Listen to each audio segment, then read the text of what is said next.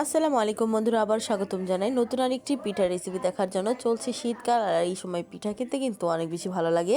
তাই আজকে হাজির হয়েছি মজাদার একটি রেসিপি নিয়ে।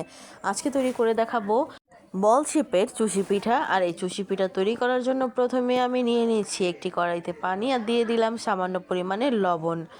লবণটা দিয়ে এখন আমি দিয়ে দিচ্ছি এখানে 2 কাপ পরিমাণে চালের গুঁড়ি। আপনারা আপনাদের পরিমাণ মতো ব্যবহার করবেন। খুব ভালো করে এখন আমি সিদ্ধ করে নিচ্ছি।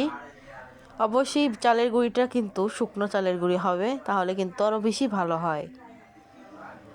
নেড়ে চেড়ে আমি কিন্তু নামিয়ে নিয়েছি। এখন হাতের সাহায্যে কিন্তু খুব ভালো করে মেখে নিব।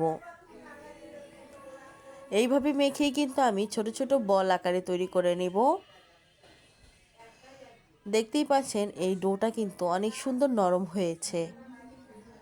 হাতের মধ্যে কিন্তু অল্প করে আমি আটা দিয়ে তারপর আমি গোল গোল করে বল কেটে নেব। 2 হাত দিয়ে খুব ভালো করে প্রেস করলেই এরকম সুন্দর সুন্দর বল হয়ে যাবে। এই প্রসেসেই কিন্তু আমি পুরো পিঠাগুলো তৈরি করে নিচ্ছি। দেখতেই পাচ্ছেন সবগুলো পিঠা আমার তৈরি করা হয়ে গিয়েছে। এখন আমি অন্য একটি পাত্রে দিয়ে দিলাম পরিমাণ মতো পানি। পানিটা যখন একটু গরম হয়ে এসেছে দিয়ে দিচ্ছি পিঠাগুলো দিয়ে এখন আমি নেড়েচেড়ে কিন্তু খুব ভালো করে সিদ্ধ করে নিব। দেখতেই পাচ্ছেন পিঠাগুলো কিন্তু খুব ভালোভাবে সিদ্ধ হয়ে গিয়েছে। দেখতেই কিন্তু কালারটা একদম চেঞ্জ হয়ে গিয়েছে। এখন আমি ওইখান থেকে পিঠাগুলো ছেঁকে তুলে নিচ্ছি। আর ওই একই পানিতে আমি দিয়ে দিচ্ছি গুঁড়ো দুধ দিয়ে কিন্তু আমি আবারও মিশিয়ে দিচ্ছি। মিশানো হয়ে গিয়েছে। এখন আমি এখানে দিয়ে দিলাম ঝোলা গুড়। আপনারা চাইলে কিন্তু এখানে বাটালি গুড়টাও ব্যবহার করতে পারেন।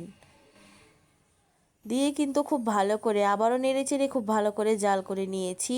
জাল করে নেওয়া হয়ে গিয়েছে। দিয়ে দিলাম এখন আমি পিঠাগুলোকে আমি এখন খুব ভালো করে এই গুড়ের মিশ্রণের সাথে কিন্তু জাল করে নিব। আর ঠিক এই রকম ঘনত্ব তৈরি করে নিব।